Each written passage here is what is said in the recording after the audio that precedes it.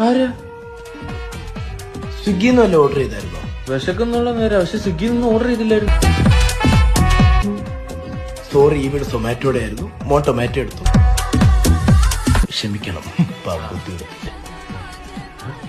സൊമാറ്റോ? അതെ.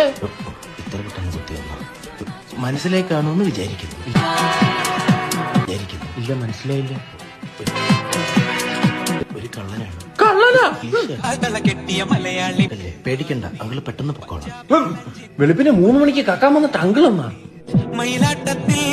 എന്നാ മോൻ ഡാഡി മമ്മിയും വിളിച്ചോളൂ. ആ ഡാഡ്, അത് പറ്റത്തില്ല. അതെന്തേ? പറഞ്ഞാ ഞാനും വിടും. അത് ശരി. ഇത് കട്ടുപിടിക്കാനാ രാത്രി ഇറങ്ങിയത്. വല്ലവന്റെ വീട്ടിൽ കക്കാൻ പോകുന്ന എനിക്ക് ഗതികേടെന്നെങ്കിലും പറയാം. സ്വന്തം വീട്ടിൽ നിന്ന് കട്ടുപിടിക്കുന്ന നിനക്ക് എന്തിന്റെ കേടാടാ? എന്റെ തന്തയില്ലേ? തന്തയില്ലേ? ഉള്ളതും ഇല്ലാത്തൊക്കെ കണക്ക് തന്നെ. ഏതേലും തന്തമാർ ആൺമക്കളെ പുകഴ്ത്തി പറയുന്നത് നീ കണ്ടിട്ടുണ്ടോ? ഇല്ല. എന്താ? സ്നേഹം കൊണ്ടാ?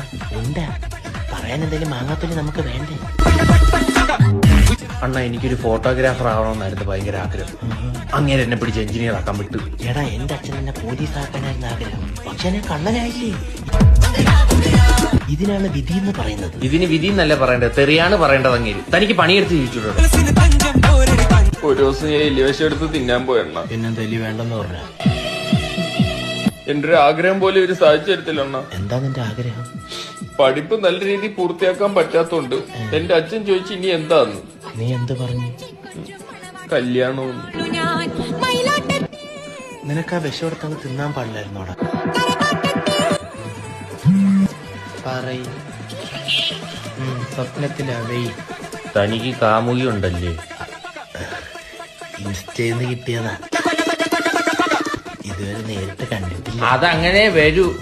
നല്ല പയ്യന്മാരെയൊന്നും ഇപ്പോഴത്തെ പെമ്പിള്ളേർക്ക് വേണ്ട. കണ്ട ഫ്രോഡുകളെ തൊട്ടികളെയൊക്കെ മതി പെമ്പിള്ളേർക്ക്. താൻ കള്ളനല്ലേ? ഭരത് ചന്ദ്രൻ IPS. ഷിറ്റ്.